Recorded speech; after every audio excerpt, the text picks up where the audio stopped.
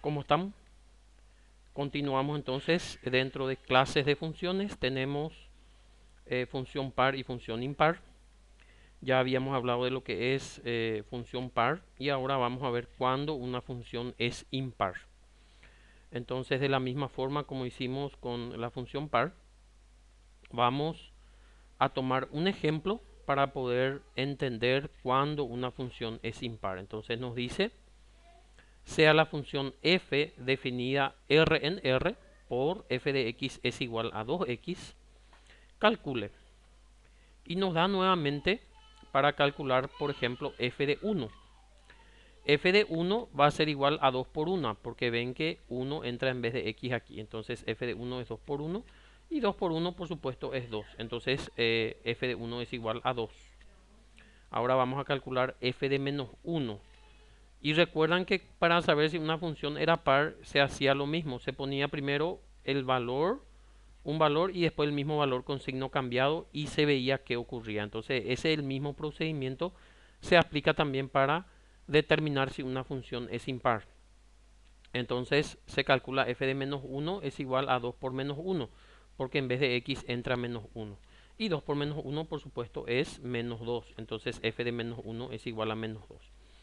Entonces nos damos cuenta de que cuando se le da un valor primero positivo y el mismo valor después negativo, sale la misma imagen pero con signo cambiado. Fíjense, acá salió 2 y acá salió menos 2. Eso es lo que podemos notar.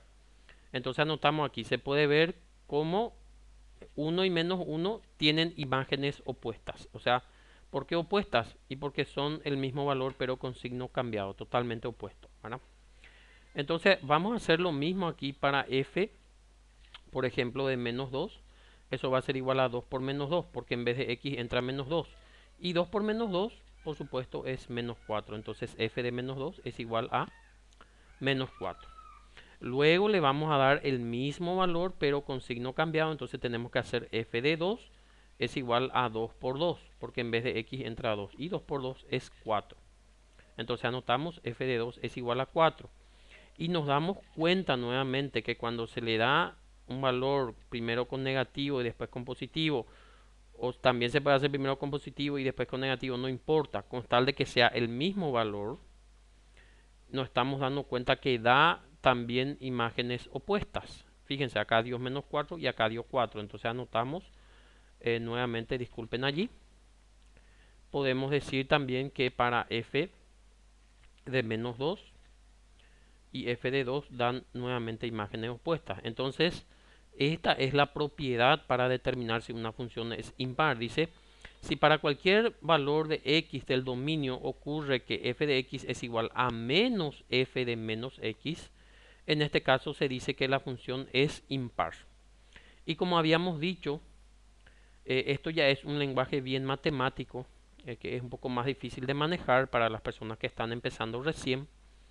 Entonces nosotros siempre queremos que ustedes se guíen por las prácticas. O sea, en las prácticas ustedes cuando hacen así los cálculos ya tienen que darse cuenta si la función es par o la función es impar. Si al cargar los mismos valores pero de signos contrarios te dan imágenes siempre opuestas, entonces quiere decir que la función es impar. Fíjense que si ustedes le daban por ejemplo menos 3 iba a salir f de menos 3 iba a ser menos 6 y f de 3 iba a ser 6. O sea, siempre sigue el mismo padrón. ¿Entienden? Siempre da el mismo valor pero con signo cambiado. En otras palabras, imágenes opuestas. Entonces se puede concluir que esta función es impar. Ahora, como hicimos también hace rato, vamos a borrar esto y vamos a hacer también la gráfica de esta función para que ustedes puedan a partir del gráfico también determinar cuándo una función es par y cuándo es impar. En este caso estamos en función impar. Entonces vamos a hacer aquí el gráfico, esta función. Ponemos aquí el eje X, eje Y, los valores, ¿verdad? Y graficamos f de x es igual a 2x. Entonces eso, como decimos, no vamos nosotros a hacer ahora la tablita ni nada. Vamos a hacerlo acá directamente. Esto va a ser una recta. Y la recta va a estar es determinada acá por este valor de la función, ¿verdad? Quería mencionarles que si ustedes utilizan programas graficadores, en esta unidad le va a ser mucho más conveniente, ¿verdad? Yo, por ejemplo, estoy utilizando acá el graficador GeoGebra, que ustedes lo pueden bajar tanto para su celular o también para su computadora, ¿verdad? O sea, vamos a suponer, yo acá al cargar f de x aquí en la entrada es igual a 2x, ya me graficó. Vamos a suponer, yo le cargo ahora f de x es igual a 4x, por decir. Al apretar enter ya me grafica nuevamente acá la función. Entonces les recomiendo, esto es gratuito en GeoGebra, la página de GeoGebra oficial.